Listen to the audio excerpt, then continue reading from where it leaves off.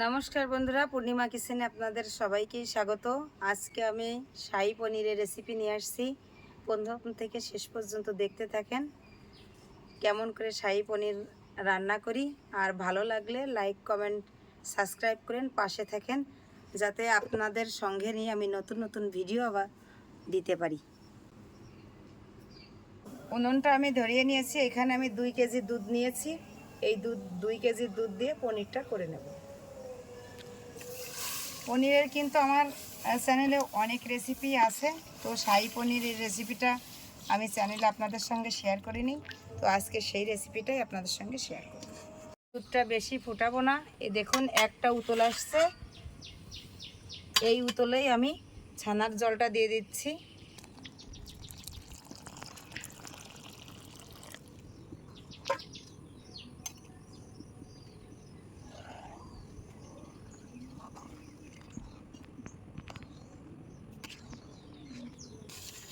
পনিরটা আমার হয়ে গেছে, দুধটা কেটে গেছে, এবার আমি সেঁকে নেব। পনিরটা আমার কেটে গেছে, এবার আমি সেঁকে নিচ্ছি।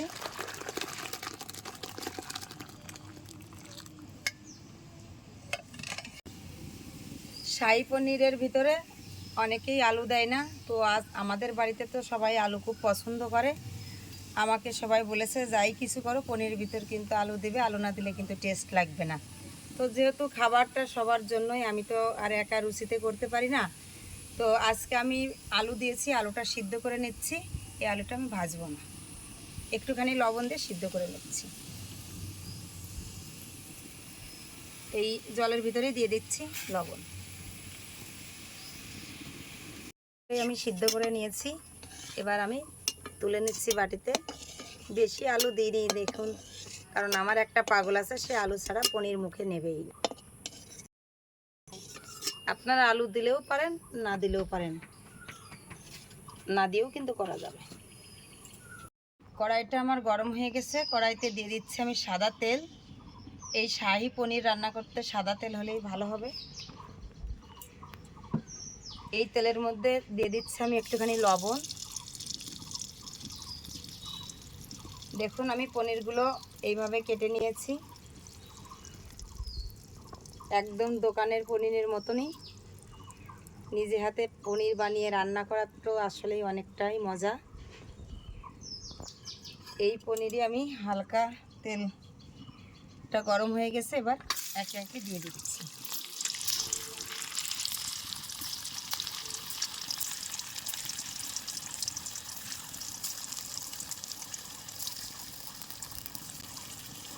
এই পনিরটা আমি এক পাশ দিয়ে দেবো, এক পাশ দিয়ে উল্টিয়ে নামিয়ে নেব।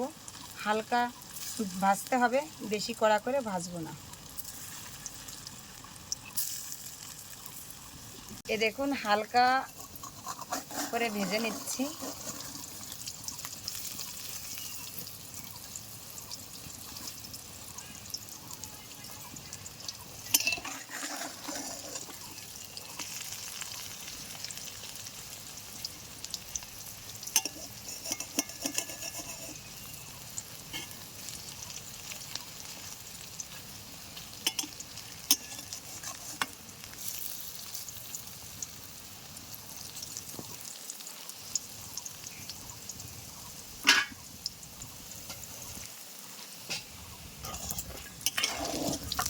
দেখুন আমার পনিরটা ভাজা হয়ে গেছে, এবার আমি তুলে নিচ্ছি। হালকা করে ভেজে নিয়েছি, শুধু কালারের জন্য, দুই পাশের কালারের জন্য আমি একটু হালকা ব্রাউন কালার করে নিয়েছি। পনিরটা তো আমার ভাজা হয়ে গেছে, তুলে নিয়েছি। এবার আমি যে মশলাটা দেব সেই মশলাটা একবার দেখিয়ে দেব। এই মশলার মধ্যে দিয়ে দিচ্ছি আমি আদা বাটা, কাঁচা জিরে বাটা, কাজু বাদাম বাটা, চার মগজ বাটা, গরম মশলা গুঁড়া, ধনিয়া গুঁড়া, একটুখানি কাশ্মীরি লঙ্কা গুঁড়া, আর আমি যার যেটা লাগবে কাঁচা গোটা লঙ্কা দিয়ে দেব।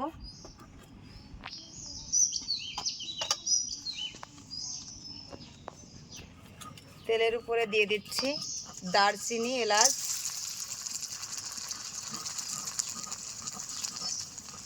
শুকনো লঙ্কা, তেজপাতা,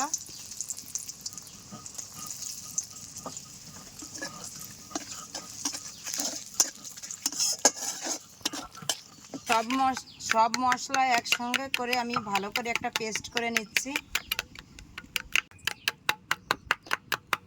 এ দেখুন কি সুন্দর আমার পেস্টটা হয়ে গেছে।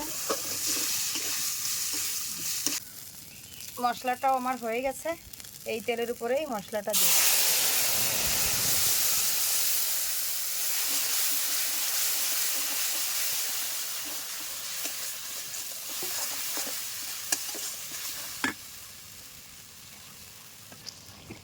এই মশলার মধ্যেই দিয়ে দিচ্ছি আমি লবণ।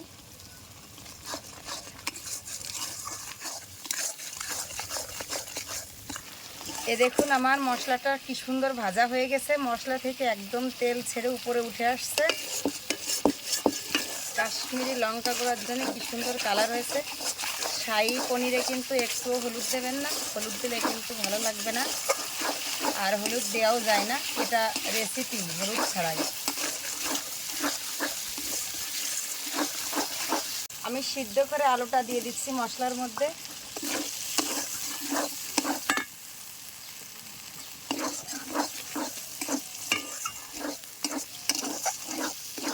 এবার পনিরটা দিয়ে দিচ্ছি।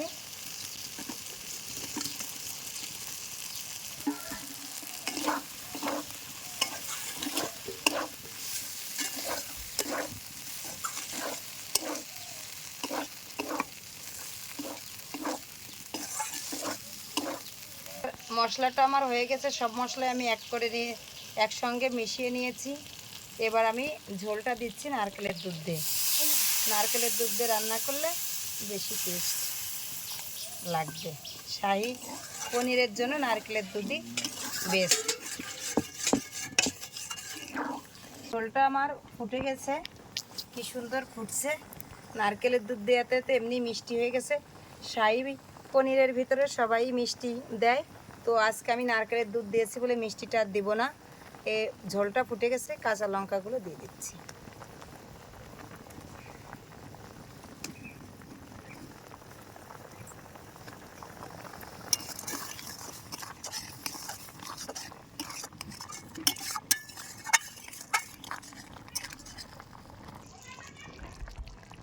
হয়ে গেছে প্রায় আমার শাহী পনির। আমি নামানোর আগে একটুখানি ঘি দিয়ে নামিয়ে নেব।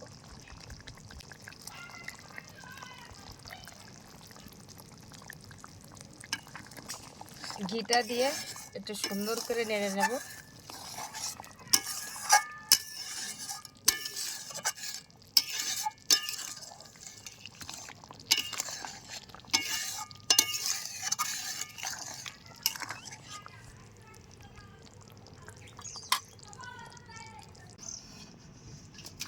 ঢেলে নিচ্ছি।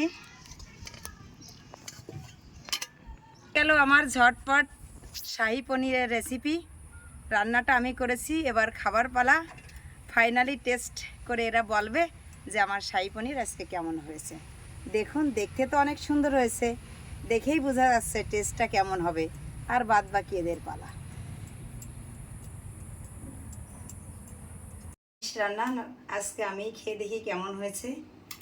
শাহী পনির, পনিরটা তুলে নিচ্ছি। পনির তো এমনি আমার খুব পছন্দ।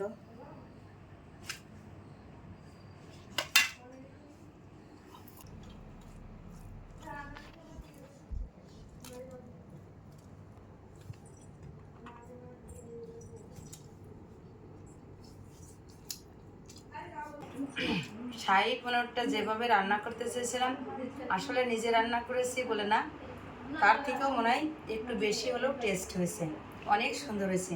এইভাবে আপনারাও রান্না করে খাবেন। লাইক, কমেন্ট, সাবস্ক্রাইব করবেন। এই দেখুন কি সুন্দর,